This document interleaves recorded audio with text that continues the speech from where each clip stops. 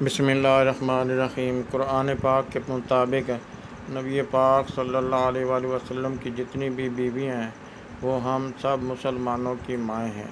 لہذا اللہ تبارک و تعالیٰ قرآن پاک میں ارشاد فرماتا ہے، النبی اولیٰ بالمؤمنین من انفسہم۔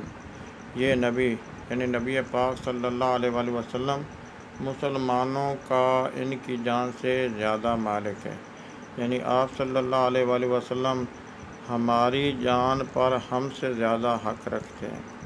اور پھر فرمایا وَأَزْوَاجُهُ أُمَّهَاتُهُمْ، اور جو نبی پاک صلی اللہ علیہ وآلہ وسلم کی بیویاں ہیں یعنی ازواج ہیں آپ کی، وہ ہم سب مسلمانوں کی مائیں ہیں۔ تو قرآن پاک میں آپ یہ دیکھ سکتے ہیں اللہ تبارک و تعالیٰ نے فرمایا ہے کہ جتنی بھی نبی پاک صلی اللہ علیہ وآلہ وسلم کی بیویاں بشمول حضرت عائشہ صدیقہ رضی اللہ تعالیٰ عنہ کی، وہ ہم سب کی مائیں ہیں۔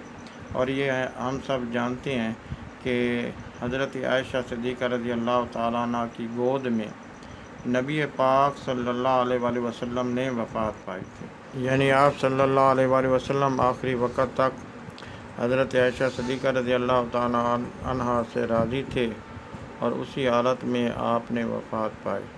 تو یہ قرآن پاک کی 21 سپارہ ہے، سورۃ الاحزاب ہے اور آیت نمبر 6 ہے۔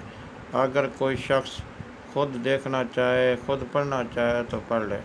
تو قرآن پاک کے مطابق نبی پاک صلی اللہ علیہ وآلہ وسلم کی بیویاں وہ ہم سب کی مائیں ہیں۔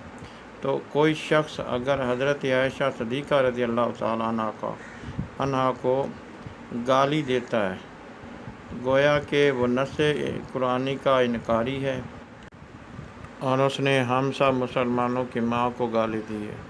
اللہ تعالیٰ ہدایت نصیب فرمائے۔